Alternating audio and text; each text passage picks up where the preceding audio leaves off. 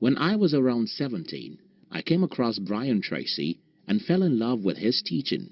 I would go to the internet cafe at night because I couldn't afford the normal fee in the day. I would spend hours in the night listening to Tracy and reading his quote. One particular sentence stuck with me from Tracy, and that is, if you want to achieve something different, you have to do something different. If you want to achieve what you've never achieved, you have to do what you've never done before. Growing up, I wrote the above sentence and pasted it in my room, and each day when I see those words, I knew I had to make sacrifices. It's very simple. If your life is not what you want it to be right now, you have to be willing to do something different. And don't let me sugarcoat anything here. You won't move from one easy well to another. Doing something different means getting out of your comfort zone, and this is never going to be easy. In today's video, I'm going to be sharing with you the 3 sacrifices you need to make to escape poverty. If you're new here, consider subscribing so that you won't miss other interesting videos like this. Take time to read. When most of my friends and relatives know what I have achieved in my life today, it's easy for them to envy me. Just 17 years ago, I was just one of the young people whose life was a disaster. I hated my life and wished I was never born, because I was born into poverty, sickness, and many other limitations. So, how was I able to change my life from being a guy who hated life to creating one of the best lives ever for myself? Books, books, books. My life changed the day I started reading books, and I'll explain how it happened. First, when I started reading books, I started reading the stories of ordinary people who achieved extraordinary things. These stories encouraged me and gave me hope that I could as well overcome every obstacle in my way and achieve greatness with my life. I think this is very simple. If you know that some people have some disadvantages you think you have, yet went on to achieve greatness, you suddenly start to believe in yourself. When you start to believe in yourself, you start to think big, and when you increase the size of your dreams, you automatically increase what is possible with your life. In my case, I started believing that I could become rich, even though I grew up in a poor village. I started believing that I could become a millionaire, and this belief led me to something very important. I started looking for how to achieve what I believe I could achieve by reading books written by the people who have made a lot of money before. I started learning the mindsets and actions of these people, and the more I modeled these people, the better my financial life. Yes, it took me 8 long years before my financial life had a drastic change. Without reading books, I would have never made it. One other thing you can do in addition to reading books is watching videos that tell stories about successful people.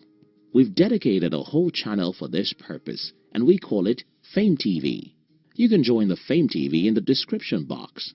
Yes, books are boring, but so is every meaningful thing. Fruits are boring and vegetables are boring, but if you want to be healthy, you'll eat more of them. Soda drinks are fun. Sugar is sweet and fast foods are nice, but if you like your health, you'll run away from them.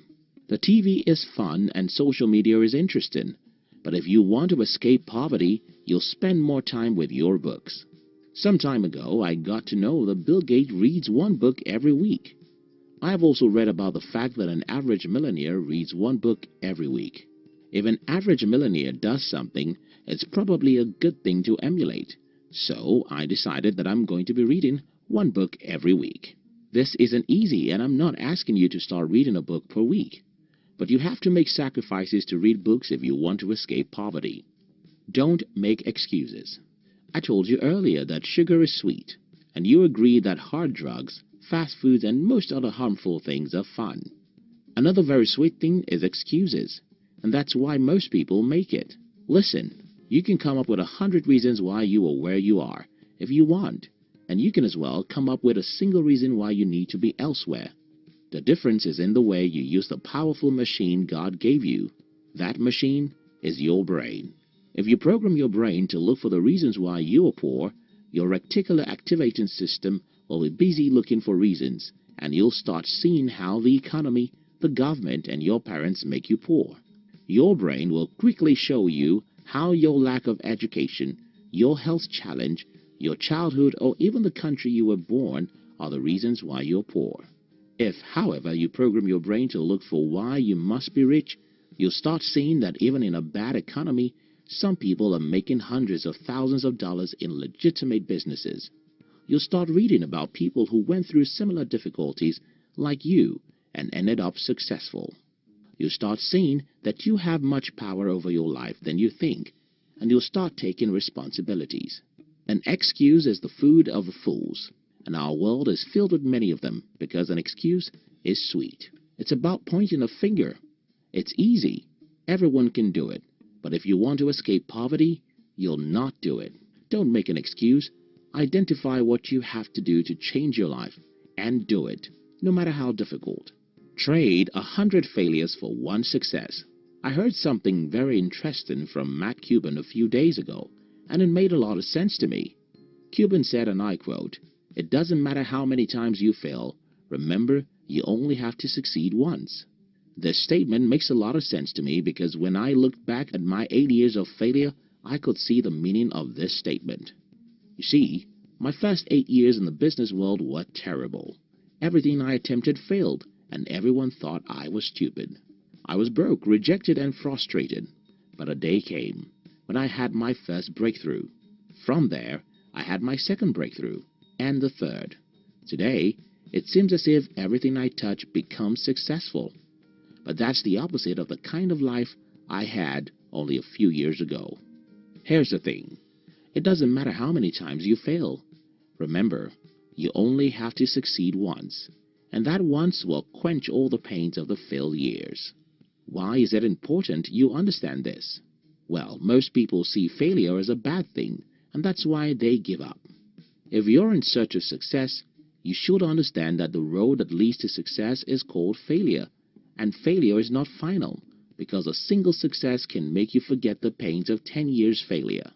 Make sacrifices to try things. Make sacrifices to get out of your comfort zone. Make sacrifices to do things that are risky, and when you fail, be courageous to stand up and try again, because it doesn't matter how many times you fail, all you need is a single success. The most important point in this video is sacrifice. If you want to escape poverty, you have to be disciplined enough to do things that are not comfortable. It's not comfortable to read, but you have to do it. It's not comfortable to take actions that may lead to failure, but you have to do it. Failure is painful, yet you have to endure failures and try again. Remember how I started this video? You cannot get a new result by doing the old things, and every new thing is uncomfortable. So, you have to be willing to make sacrifices if you want to escape poverty. If you enjoyed this video, you'll enjoy the Fame TV, which is our new channel where we tell you the inspiring stories of the most successful people in the world, and even some villains. Look at the description box to join the Fame TV. We love you.